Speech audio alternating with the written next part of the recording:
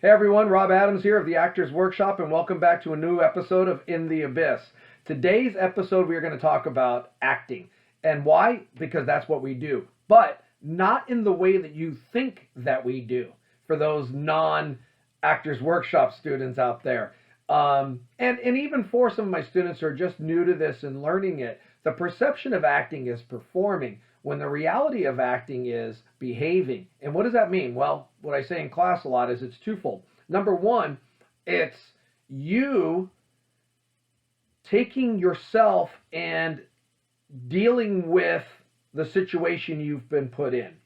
So the other night we're doing Grease in class, and it's understanding that it's you as the leader of the T-Birds, or you as the leader of the Pink Ladies. You would know that. What you don't know in film acting is how. And that's why, if you watch our other videos, the listening, the interaction, the dealing, all of those things, leaning on our partners, all those things we talk about come into play. The other part of it is convincing an audience, right, that what is going on is what they're watching. So the acting is really the facade of the charade of what the audience is watching. And what's great about people is if you are truthful, they'll jump on your back and ride the journey with you, right? And what's great about what we do is that the movie tells the story. On stage, you have to act, you have to perform, you're telling an audience a story. But in movies, screen goes from black, you get the 20th Century Fox logo, then you get a long time ago in a galaxy far, far away, and in the word Star Wars flying at you. The movie's telling you what you're watching. You're watching something from a galaxy far, far away, and it's called Star Wars, so people know it's in space. Now you, as the people in that movie, have to live reality-wise, right? Realistically. And then the audience believes because they want to. That's why they're in the theater. That's why they're sitting on their couch watching you, is they want to believe. The problem with actors is, and I always say there's two types of actors that are driven by the words and actors that are driven by people. The problem is when you're driven by words is that everything is based on, okay, I would say it this way, or this should sound like this, or this would go on like this, and your creative mind wants to take over and figure out how. The problem with that is no matter how the other person interacts with you or how much they deal with you, it doesn't matter because now you are locked in. It is this way and it's that way and that's the only way.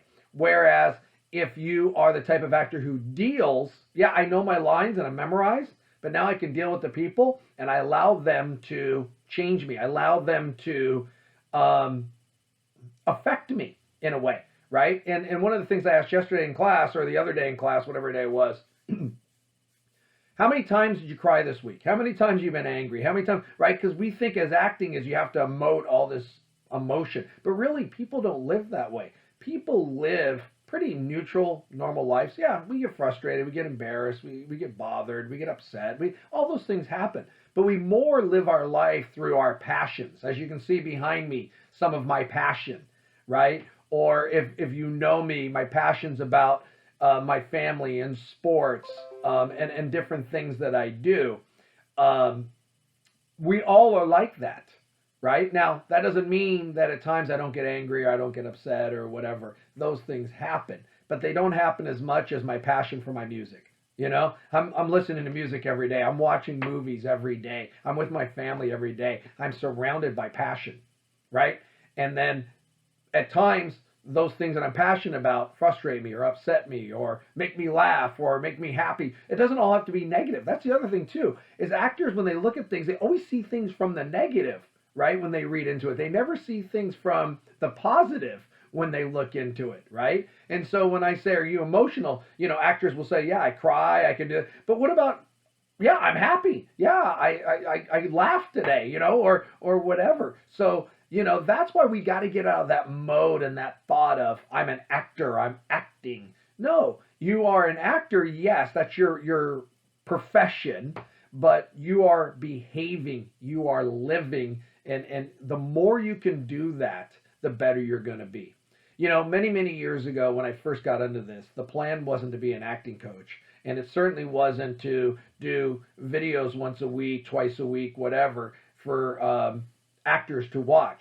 My goal was to be an actor. Now, I did that for many, many years, and I had success for many, many years, and I was fortunate enough to be able to evolve into an acting coach, which I am, that I love to do. I love inspiring other people. I love to educate. I love to nurture and push and help grow and all of those things with all my students.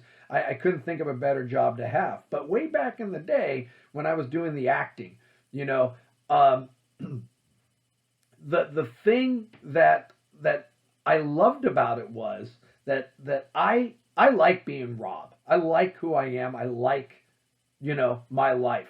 But how much fun would it be to be Rob in different times, in different periods, right? Or with different people or different family members. That's the appeal and the draw of acting. That's what it was for me.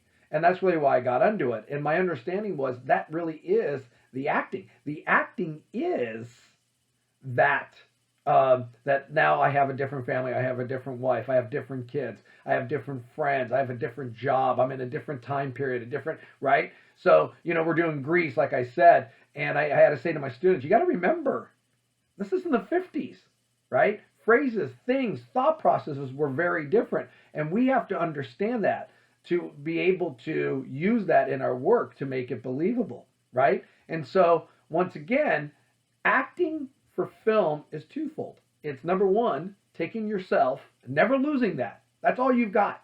You know, my dad used to always say, there's no one doing you in Hollywood, so you better do you well. And he was dead on, and it's as true today as it was when he said it the last time he said it, right? It's you got to master you, right? And they are going to buy you, right? So then the next part of it is, or the next stage of it is, okay, is that this reality becomes your reality, right? And all of a sudden, it's not acting, it's behaving. The audience sees it, they buy into it, they want to watch, they like you or they don't like you, they're still going to watch, and your nails, right? That's the key to acting. But if you do not approach it like it's real, if you do not approach the people around you like the situation is real, it's always going to be forced or driven a little bit by what the words say. You know, like I said in my episode a couple weeks ago about group scenes, it's funny when I'm watching them and people are talking and interacting, I see one of two things consistently. I see one, hearing something and then right to the page, right? Because I got to find out what I'm saying next rather than dealing with what was being said and knowing that I can use those words whenever. Or the other thing I see is them using the words to project what they have to say. When the reality of it is they just have to use the other people, right? How it's said. And that's the cool thing about my actors. When I say to you guys, how was that just said? You guys repeat it, so I know you're hearing it. Why aren't you using it? Right? And I said that to the class, okay? I said, if you did think it, why didn't you use it? And if you didn't think it, why not? Because we had a situation where something happened in the moment. And I said, I don't need anybody to answer. I just got a question. How many of you were aware that happened? Don't raise your hand. Just think about it. And you know in your heart of hearts whether you did or did not, right?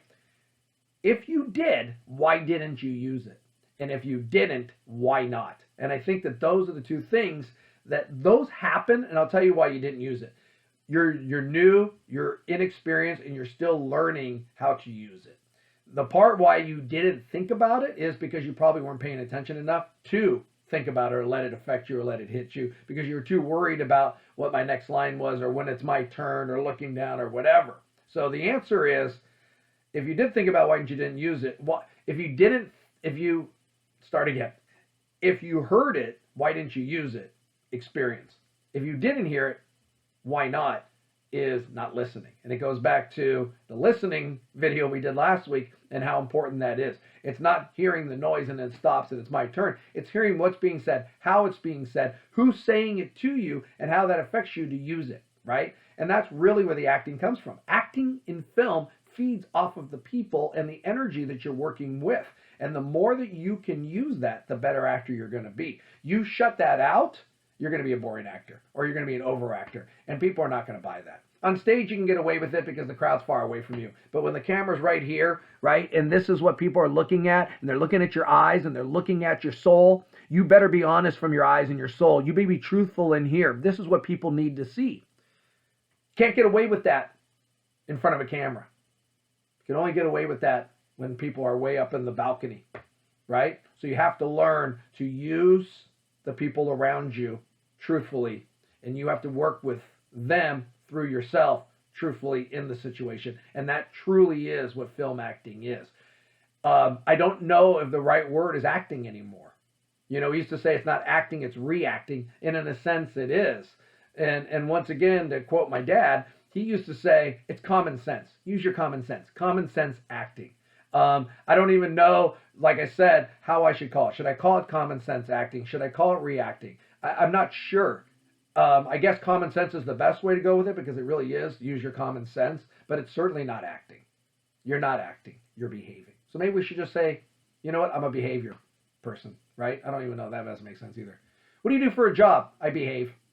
Maybe that's it. Maybe we'll just go with that. I don't know. Maybe you guys can come up with something. If you have a good idea of what we should call it, that would be awesome. But it's not acting. I know that. It's common sense. So common sense acting always works back to RJ. Anyways, hope you are enjoying the group scenes, you guys. I hope that the people who have not done it want to come in and give it a shot, or at least enjoying the videos and learning stuff. Once again, please leave a comment. Hit subscribe if you have not, and have another fantastic weekend.